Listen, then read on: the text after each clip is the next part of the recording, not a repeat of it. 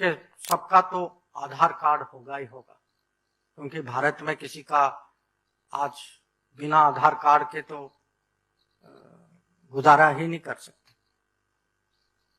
और आप जानते हैं कि आधार कार्ड जब ये प्रोग्राम शुरू हुआ था, इसमें सबसे ज़्यादा अगर किसी का शुरू में योगदान हुआ वो नंदन नीलेकानी जी का था। उन्होंने एक किस्म से ये आधार मिशन को लीड किया था।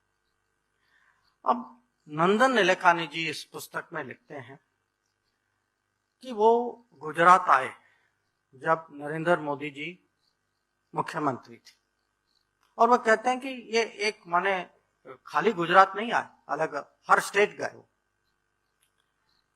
और ये इनके शब्द कि Modi was the only chief minister to understand the power of Aadhaar. Only chief minister to understand the power of Aadhaar.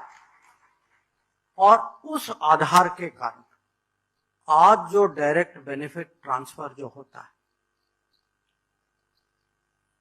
अगर महामारी के समय में आप ही समझिए, अगर आधार नहीं होता तो कोविन प्लेटफॉर्म नहीं होता, अगर आधार नहीं होता तो प्रधानमंत्री गरीब कल्याण योजना जिसके तहत लोगों को अन्न मिला, जिसके तहत बैंकों में पैसे आए, या अगर आप देखें आवास योजना जिनको घर मिल रहे हैं, या किसान सम्मान निधि जो सपोर्ट जो मिल रही है हमारे कृषकों को, ये सब जो आज जो हम समझते हैं कि भाई ये गवर्नेंस की एक किस्म से ये तो हम इसको समझते हैं कि ये तो है ही है, इसमें क्या बड़ी बात है, पर ये बहुत बड़ी बात है।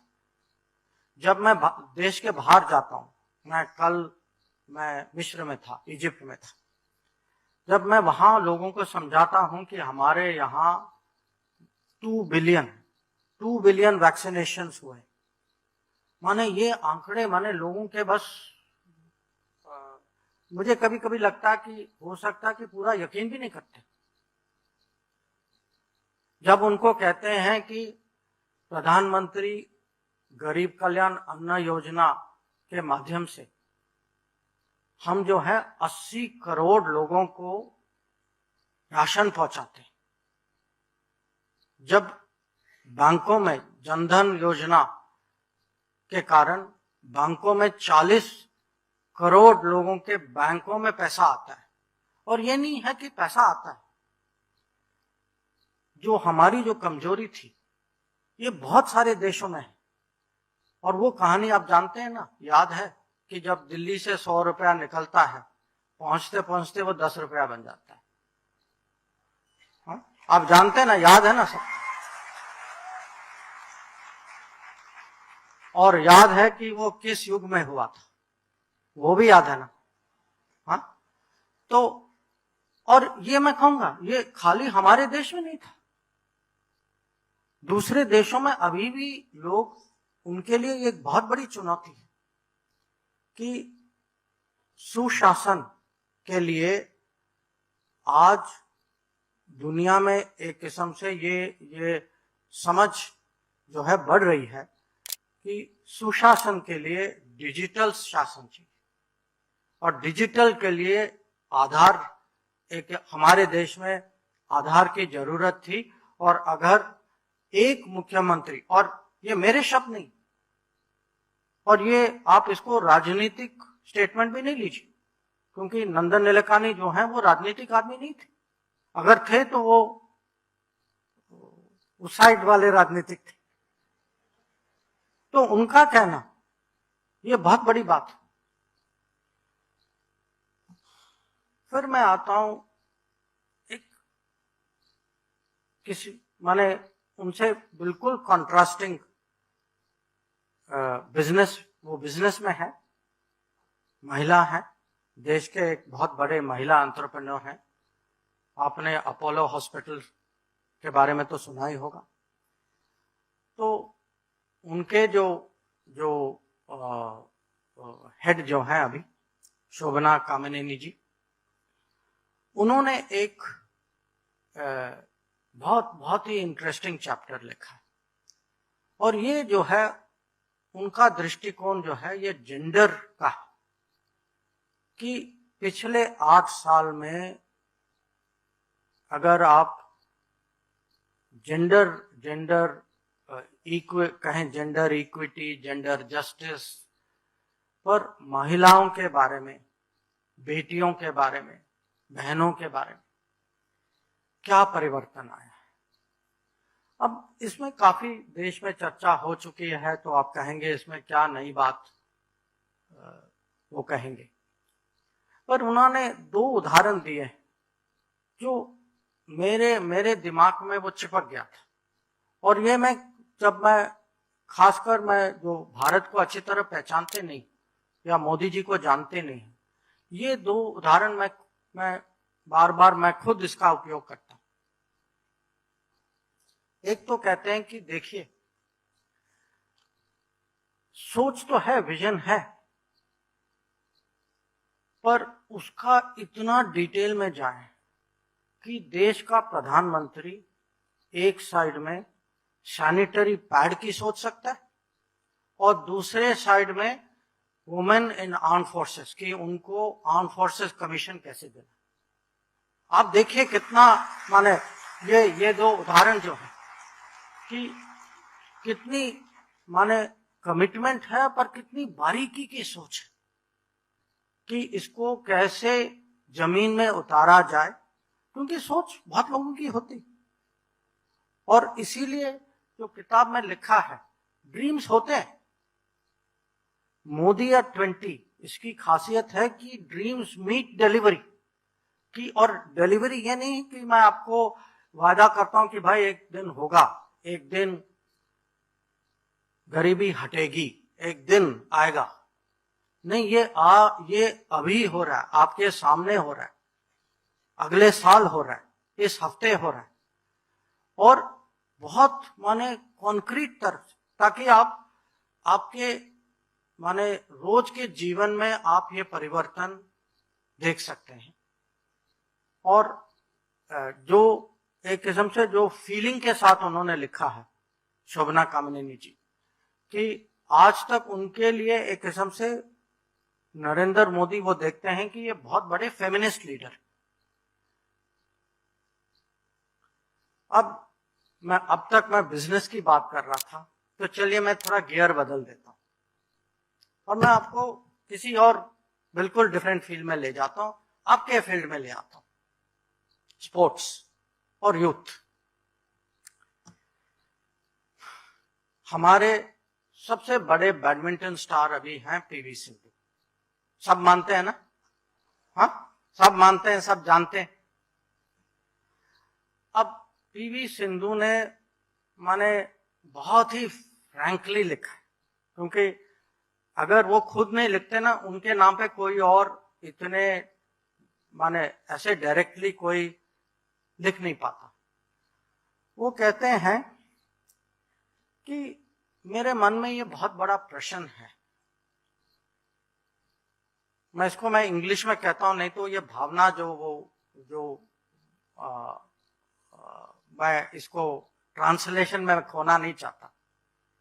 वो कहते हैं, how does a person who is not young, और दर्शना जी, हर्ष जी, आप इसको बुरा नहीं मानिए, who is in politics which youth do not like, which youth do not regard well. How is a person who is not young, who is in politics, become a youth icon?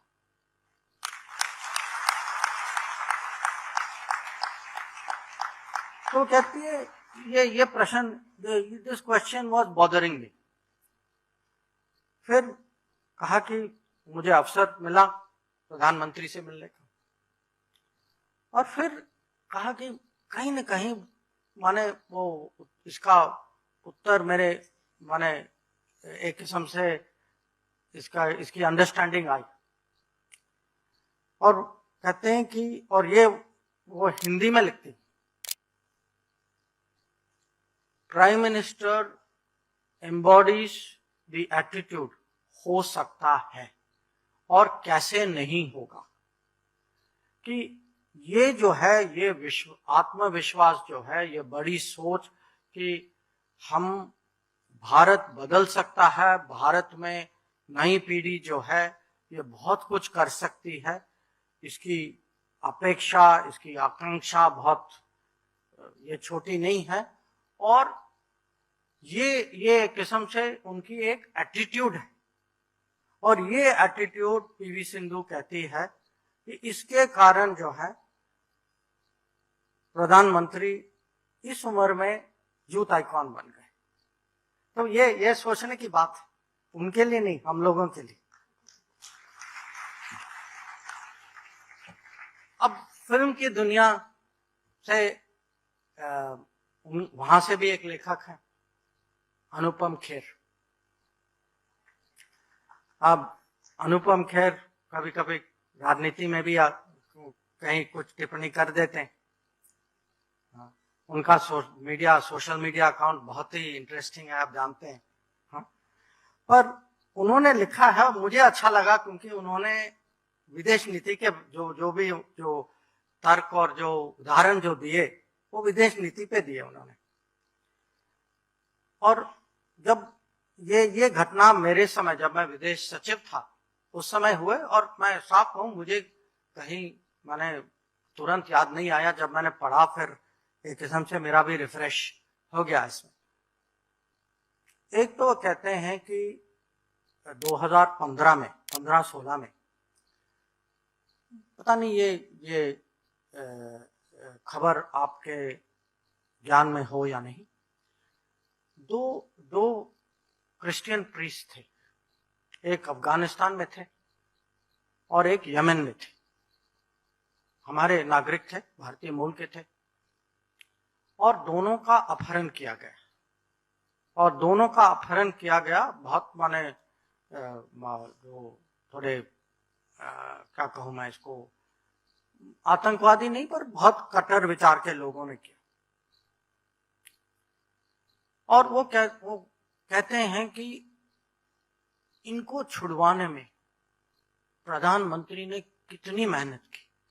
और वो कहते हैं कि वो foreign ministry के पीछे पड़ गए। और ये इसका सबूत मैं आपको दे सकता हूं कि वो सचमुच पीछे पड़ गए। कहा, हर हफ्ते वो चेक करते थे क्या हुआ इसका, कैसे निकाल रहे हो, क्या प्रगति हुई, किससे बात कर रहे हो।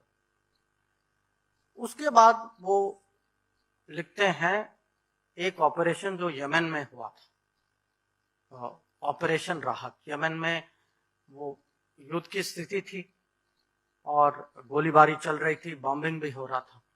हमारे लोग और हमारे अलावा दूसरे देशों के नागरिक भी फंसे हुए थे वहां। और वही जो हर्ष जी ने आपको कहा यूक्रेन के बारे में, वो पहली बार मैंने यमन में देखा कि प्रधानमंत्री ने सऊदी अरेबिया के राजा जो है किंग सलमान, उनको फोन किया और कहा कि मैं, उस समय सऊदी अरेबिया के हवाई जहाज जो है वो यमन को बॉम्ब कर रहे थे।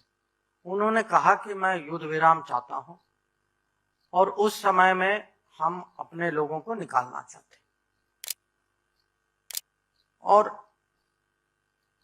उनकी, मैं कहूंगा, उनकी प्रतिष्ठा, उनकी वजन, जो भी आप कहें, मोदी जी की रिक्वेस्ट को वो ना नहीं कर पाए। और उसके कारण खाली हमारे लोग नहीं निकले, और हमने निकाला, भारत ने जहाज भेजा, हमारे लोग निकले, हमारे साथ 45 देशों के और नागरिक